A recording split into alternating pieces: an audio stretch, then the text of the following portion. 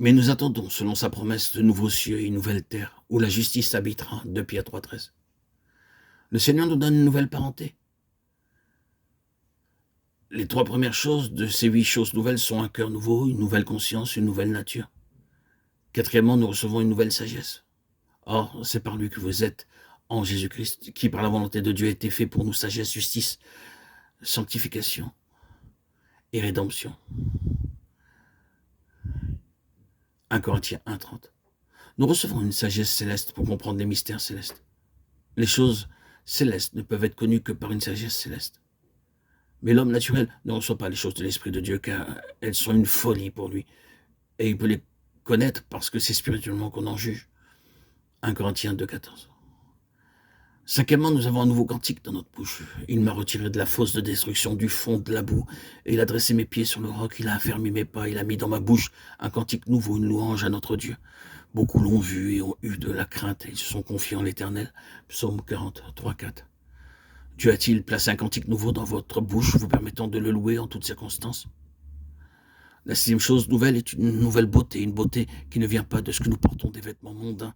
L'Écriture dit, il m'a revêtu des vêtements du salut, il m'a couvert du manteau de la délivrance, et ceux-ci deviennent de plus en plus resplendissants.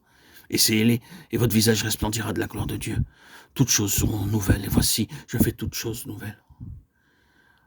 Et la septième chose nouvelle, en nous donnant une parenté, est que Jésus répondit à celui qui le lui disait, « Qui est ma mère? Qui sont mes frères ?» Puis, étendant la main sur ses disciples, il dit, « Voici ma mère, mes frères, car quiconque fait la volonté de mon Père, qui est dans les cieux, celui-là est mon frère, et ma sœur, et ma mère. » Matthieu 12, 48, 50. Enfin, frères et sœurs en Christ, bien-aimés, chers amis, nous ne vaincrons pas le diable par les armes mondaines, car les armes avec lesquelles nous combattons ne sont pas charnelles, mais elles sont puissantes, par la vertu de Dieu, pour renverser des forteresses. 2 Corinthiens 10, 4. Dieu nous donne de nouvelles armes, et c'est là la huitième chose nouvelle. Maintenant, vous pouvez vaincre l'ennemi. Dans Ésaïe 54, 17, nous lisons, « Toute arme forgée contre toi sera sans effet, et toute langue qui s'élèvera en justice contre toi, tu la condamneras.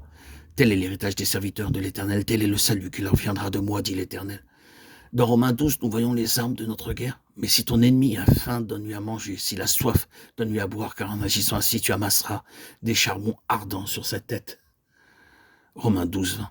Ne vous laissez pas vaincre par le mal, mais triomphez du mal par le bien. Les nouvelles armes de notre guerre sont l'amour, la bonté, la sympathie, la prière, la tolérance et la patience. En cherchant et en faisant la volonté de Dieu et en honorant la parole de Dieu, nous vaincrons l'ennemi. Lisez donc la parole de Dieu, invoquez-le, si vous désirez qu'il vous pardonne, vous transforme et fasse de vous une personne nouvelle.